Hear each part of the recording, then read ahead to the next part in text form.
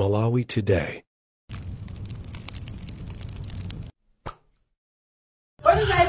Ten minutes gezi yapitayi kwalo mdziko lathu la Malawi kwalo wapo asilikali aku Rwanda.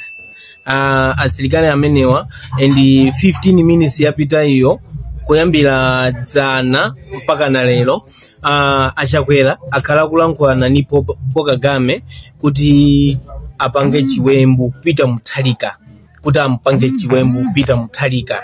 Kuyambira dzana kufika leloli akhala akulumikizana ndi President Paul Kagame kuti amupase zigawenga, kuti zigawengazo zizampange chiwembu Peter Mutharika siku lozalumbiziridwa.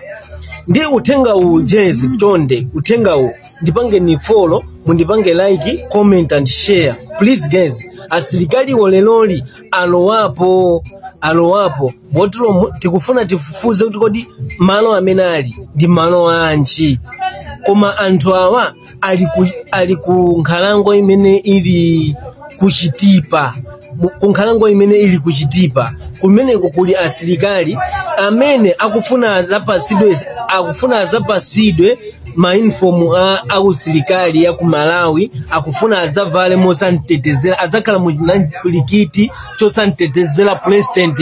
Nde guys chonde please guys, ndipange ni follow, ndipange ni like, comment and share. Mupange kwambiri share chonga choti ndikupemba kwambiri guys chonde anomani chisale, ndikupemba kuti musadzalole tsiku limene likudzaa kumanikwa hapo ndi asilikali ena ake amene simukwadziwa.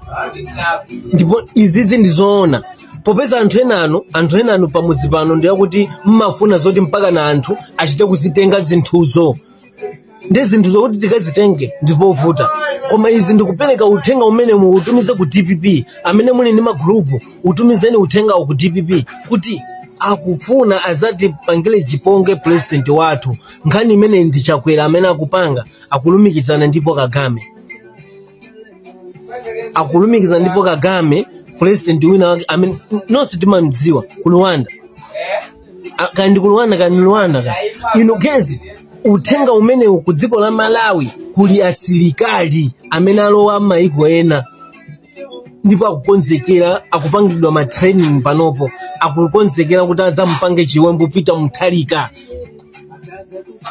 Nditumizani uthenga mu magrupu amene muli ni magrupu guys, kandi pa YouTube utumizeni uthengawo kuti tsiku lokalumbizidwa president anomani chisale mukwene muzakhale ndi chitetezo cha mphamvu, mutenge anthu oti amene mukwakhulupirira kwambiri. Please guys, nkhani ndiyo chepa chabe, nkhani ndangoyiona kuti iyende mwachangu ndiyike pa tambalangali guys. Chonde mundipange follow, kundipanga like, comment and share. Please guys, ndikupemba kandi pa YouTube nkhani ipite anthu ambiri ayidziwe.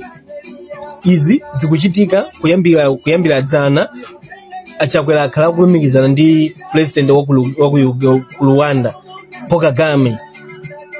Ndiye please guys, utumizeni uthenga, mupange share kwambiri magrupu ambiri choninga choti anthu ambiri audziwe ndipo amudziwise nomani chisale achinagangata. Nkhani ndimeneyo sinthawi yogona ino, sinthawi yogona. Mkulu uja timadzozo sanatsimikize, amene uja sanatsimikize amakonza masamu ena ake. Nkhani imene akupanga chimwendo banda ndi president wawo chakwera. Ndiye please guys, upangeni share magrupu osiyana, utengeni muupone magrupu osiyana please guys. Nkhani yanga ndiyo maliza ndimeneyi guys. Chonde ndafuna kukudziwisani nkhani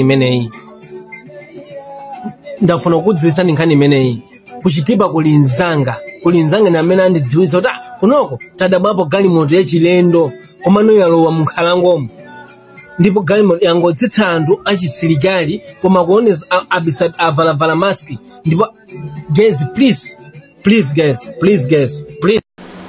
Tikulandireni kulikonse kumene muli.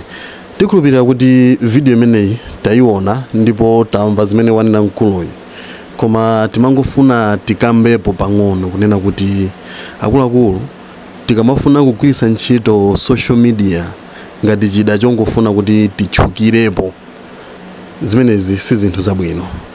Tiyeni tiphunzire kukamba nkhani zoti zili ndi umboni, komanso osamangofalisa nkhani zoti zopanda maumboni, chifukwa tikaonesesa mkulu uyu zimene akuyankhula akungoyankhula basi ndi cholinga chonena kuti wina wake akazimva basi zimpweteke, komanso anthu azikhala akufufuza zinthu zoti palibe.